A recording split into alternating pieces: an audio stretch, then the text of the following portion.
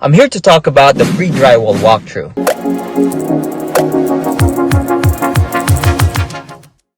A pre-drywall walkthrough is a walkthrough that you take with the construction superintendent to verify that all your structural options were there. Even the electrical and plumbing upgrades that you placed should be seen during that walkthrough, because if there's any changes, they can easily do those changes before they install the drywall. Example, instead of building a 3-bedroom 2.5-bath home, you went for the optional 4 bedrooms and 3 full baths with a bedroom downstairs.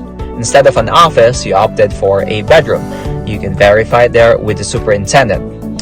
You opted for more electrical outlets and extra exterior electrical outlets. You can check it there too. You opted for a vanity sink. You opted for 2 sinks instead. You can check the plumbing lines over there if they have lined it for 2 sinks. Those are just example. Also, this is one of the most critical areas in the new construction stage, because the city inspector will have to check and make sure that everything they have built so far is up to code or up to standard before they can sign off and let the builder install the insulation and drywall. This is also a great time for you guys to come and take photos of your home before they install the drywall. If you're placing a TV, for example, and you want to place it on this wall, take a photo, because you know that where you're not supposed to hit on the studs, right? So if you can see, some of this wood is colored green, while others are not. So the ones that are green means that they're pressure treated. That means they will not absorb the moisture that's on the concrete, because concrete can absorb moisture. If the moisture transfers to the wood, it's gonna rot out.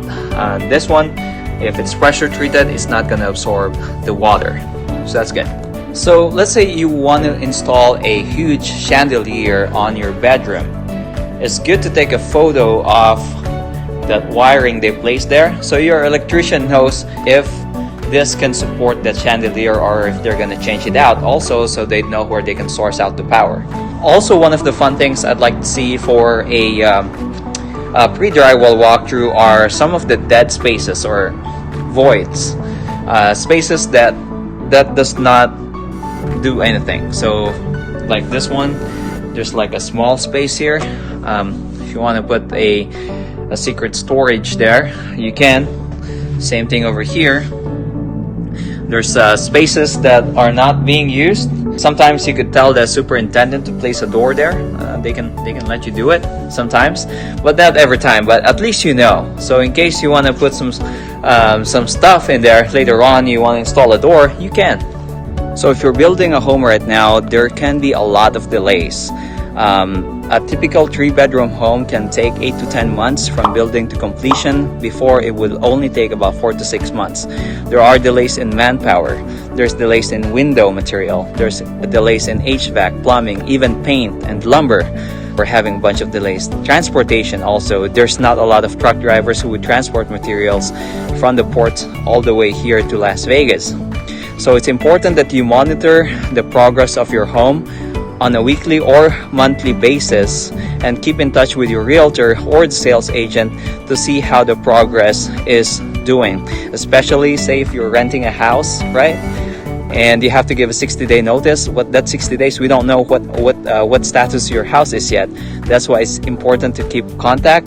The best times to come to the sites are during the weekends, because there's no worker, and you can talk to yourself like what I'm doing right now.